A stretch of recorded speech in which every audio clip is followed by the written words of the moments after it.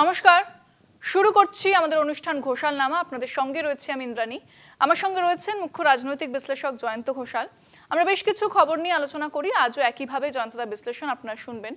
প্রথমেই যে খবরের দিকে নজর রাখবো, রাহুল গান্ধী আবারও বোমা ফাটিয়েছেন। তিনি আবারও ভোট চুরির অভিযোগ করেছেন। এবার হচ্ছে তার অভিযোগের নিশানা অর্থাৎ কেন্দ্রবিন্দুতে রয়েছে কর্ণাটক। সেখানে একই কেন্দ্রে ৬০১৮ জনের নাম বাদ দেওয়া হয়েছে, এমনটাই কিন্তু রাহুল অভিযোগ করেছেন। নির্বাচন কমিশনকে তিনি আবারও কাঠগড়ায় তুলেছেন। তবে নির্বাচন কমিশন রাহুলের এই অভিযোগ অস্বীকার করেছে এবং তার যে দাবি সেটা নির্বাচন কমিশনের তরফ থেকে উড়িয়ে দেওয়া হয়েছে। বিজেপি বলছে যে জিততে না পারলে নির্বাচন কমিশনকে নিশানা করছে কংগ্রেস। এই একটা ঘটনা কিন্তু সামনে এসেছে। আবারও রাজনৈতিক চর্চা এই বিষয়টা নিয়ে শুরু হয়েছে। আমি জয়ন্তর কাছে যাবো। জয়ন্তরা, তাহলে যত নির্বাচন এগিয়ে আসছে বা যত দেখছি যে বিভিন্ন জায়গায় যেভাবে বিরোধীরা সক্রিয় হচ্ছে এবং শাসক দল তাদের পাল্টা চাল দিচ্ছে, সেক্ষেত্রে কি আরো ভোট চুরির যে অভিযোগ সেটা বেড়ে যাচ্ছে, কি বলবেন? আমার মনে হচ্ছে যে রাহুল গান্ধী এটাকে একটা নির্বাচনী প্রচারের হাতিয়ার করতে চাইছে, যে ভোট চুরি ভোট চুরি ভোট চুরি, এবং কর্ণাটকের বেশ কিছু তথ্য দিয়ে দেখাতে চাইছেন রাহুল গান্ধী যে গোটা দেশেই যদি এইটা হয়, এটা একটা মডেল, তাহলে বিহারেও এটা হচ্ছে। এবং বিহারে যেটা করা হচ্ছে, এই যে নিবিড় ভোটার তালিকার একটা নিবিড় সমীক্ষা, এটা যারা কংগ্রেসের ভোটার তাদেরকে বাদ দেওয়ার প্রচেষ্টা।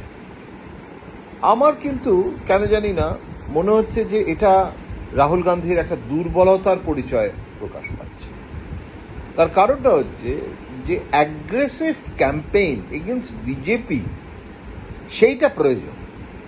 এখন এখানে নির্বাচন কমিশনকে বিজেপির বি টিম বলে ভোটটা ঠিকভাবে হচ্ছে না এই অভিযোগ তোলাটা ভোটের আগে, এটা কিন্তু সাধারণ মানুষের কাছে কতটা পৌঁছচ্ছে সেটা একটা প্রশ্ন থেকে যায়।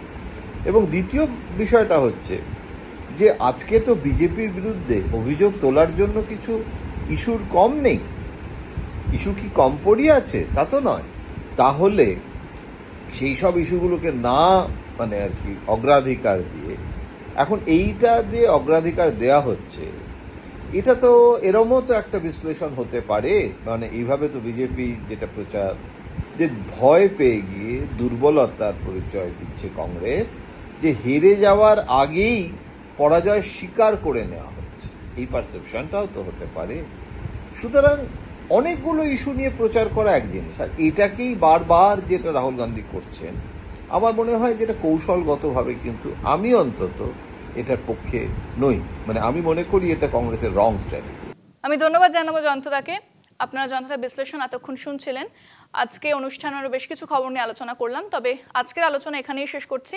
অন্যান্য খবরের জন্য নজর রাখতে হবে আমাদের অনুষ্ঠান ঘোষালনামা, কলকাতা টিভি ডিজিটাল এবং কলকাতা টিভি পর্দায় রাত ৩, ৭ দিন।